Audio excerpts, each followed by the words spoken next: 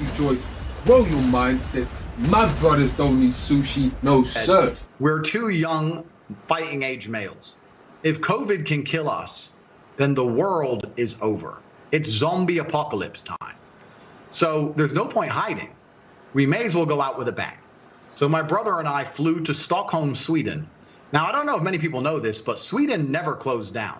Stockholm and Sweden never closed down, never made you wear masks, never mandated the vaccine. At the very beginning of COVID, when the rules were strictest, when Florida was still closed, when Miami was still closed, when the Republican states were still closed, Stockholm, Sweden was wide open with full nightclubs and a party scene like you've never seen. And we lived in Sweden for 3 solid months with zero restrictions, zero worry or interest in COVID. It was like the world was completely normal. And from there, when we left, obviously COVID was still going on. And in a neighboring country, you go to Germany, and they were having full panic attacks, genuine panic attacks if you didn't have a mask on. And it was just very obvious to me. I was like, I've spent the last 3 months ignoring this and I'm fine. And now I'm in Germany surrounded by panic attacks and endless masks. This doesn't make sense. And I told the truth on social media. I said, this is obviously an overreaction. The decimation of your income, the fact you can't go get a doctor's appointment for a genuine ailment or a genuine risk of cancer, for example, the fact that you can't see your loved ones in their final days, these things are far more destructive than the common cold. I think that what they're doing is unfair. I think it's a massive overreaction. And this is based on my personal experience. And I think at the time there was a lot of pushback, but I would like to think now that 99% of the world see I was totally right. You know, it's kind of funny, Tucker, I'll tell you, when at the height of COVID, I used to say to my brother, how will people struggle with the cognitive dissonance when this is all over? Because COVID is still out there. Nothing's gone away. The thing that we were all hiding from is still right there, out there to get you. But now everyone walks around and they're not scared of it anymore. And I'm like, are people critical enough to analyze themselves and say, for a year of my life, I was deathly afraid of something. Now I'm exposing myself to said thing and I'm not afraid anymore. The media tricked me and I was a fool. But they're not. They don't even seem to self-analyze and go, I got tricked. They're just like, oh, okay, next thing. Hey, Andrew now. Like robots. It's mind-bending to me, truly. So I saw you compare the experience of rich people under COVID, you're one of them, to everybody else. What did you notice about that? It seemed like a two-tiered response.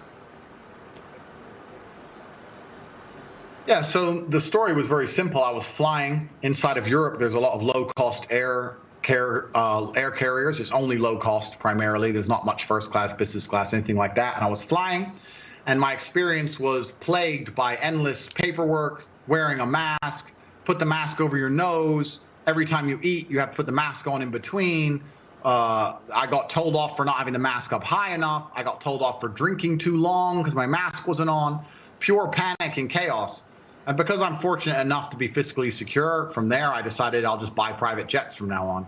And when I bought a private jet, there was no masks, no paperwork, no mask at the airport when I landed. My air stewardess was not wearing a mask. My pilot was not wearing a mask. COVID didn't exist once I bought a private jet. Very interesting.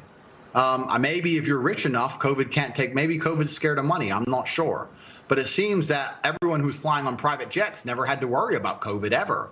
It's just the people at the bottom who had to worry about COVID. And it's kind of interesting, right? Life's always been two-tiered. There's always been this separation in regards to fiscal access. But I think a lot of people in the world today don't realize that it still very much exists. And a lot of the rules are only the rules for a certain class of people. And once you pass a certain wealth index or a certain level of money, you can do basically whatever you want.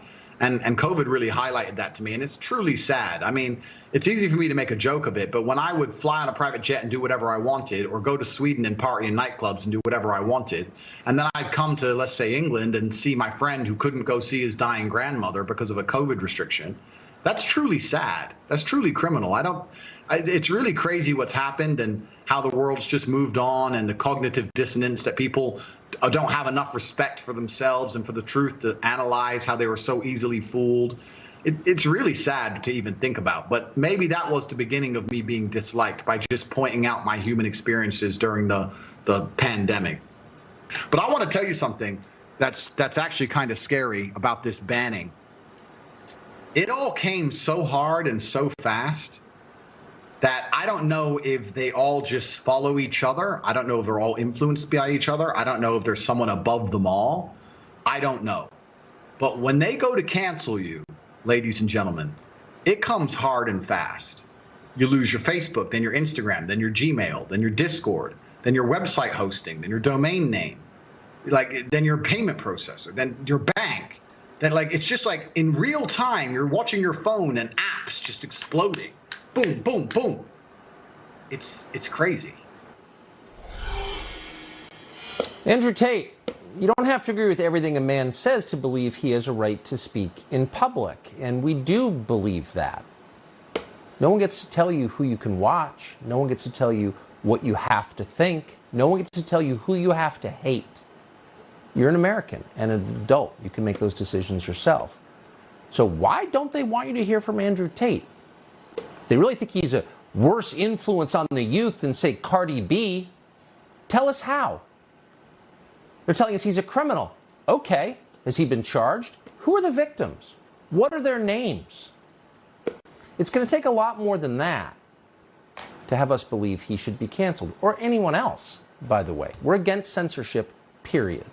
And more than anything, we're in favor of people making up their own minds based on the evidence, like adults do.